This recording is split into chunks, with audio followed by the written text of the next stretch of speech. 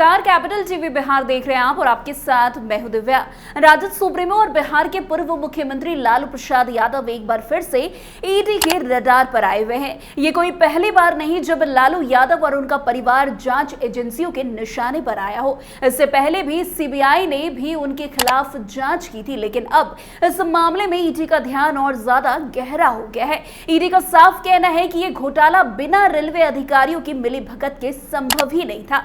जांच एजेंसी ने अब रेलवे के कई वरिष्ठ अधिकारियों को भी अपने रडार पर ले लिया है। आपको बता दें, लैंड फॉर जॉब घोटाले का आरोप यह है कि लालू यादव ने 2004 से 9 के बीच, जब वे रेल मंत्री थे, तब रेलवे विभाग में नौकरी देने के बदले लोगों से जमीन ली थी। आरोप यह भी है कि यह जमीन गरीब और कमजोर वर्ग के लोगों से ली गई थी, जिन्हें बदले में रेलवे विभाग में नौकरी दी गई थी। जांच एजेंसी का दावा है कि इस प्रक्रिया में लालू यादव के परिवार ने जमकर फायदा उठाया और 1000 से अधिक लोगों को रेलवे विभाग में नौकरी दिलवाने के बदले उनके परिवार के नाम पर जमीन ली। इन जमीनों का मूल्य बहुत कम था और ये जमीनें लालू यादव के परिवार के विभिन्न सदस्यों के नाम पर ली गई थी, जिनमें उनकी पत्नी राबड़ी देवी, बेटा तेजस्वी यादव और बेटियों का नाम शामिल है।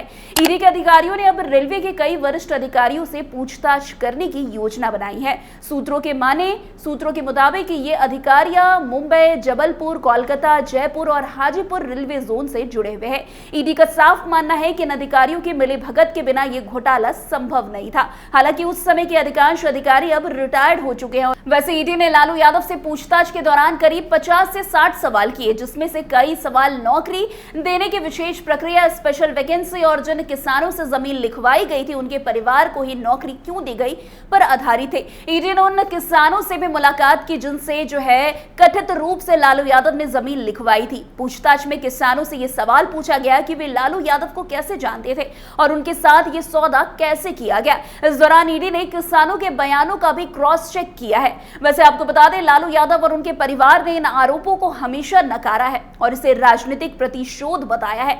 उनका कहना है कि यह मामला उनकी राजनीतिक छवि को धूमिल करने की एक साजिश है, जो खास तौर पर चुनाव के समय होती है।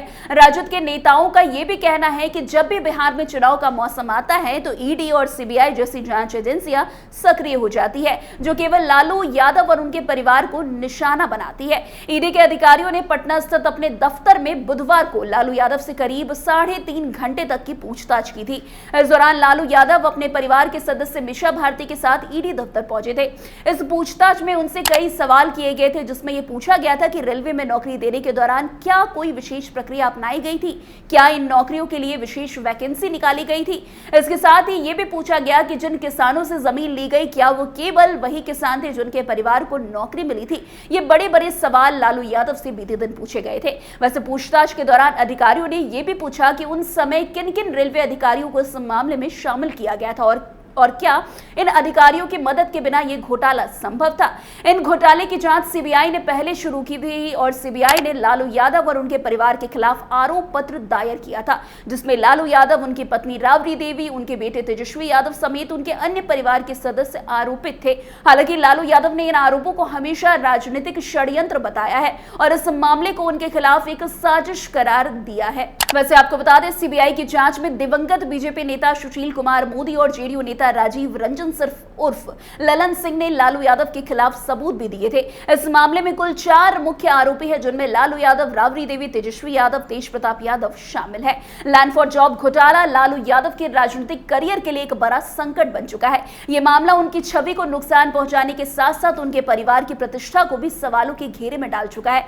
इस घोटाले के कारण राजनीतिक हलकों में भी हलचल मची हुई और विपक्षी दलों ने इसे लालू यादव के खिलाफ एक बड़े आरोप के रूप में पेश किया है।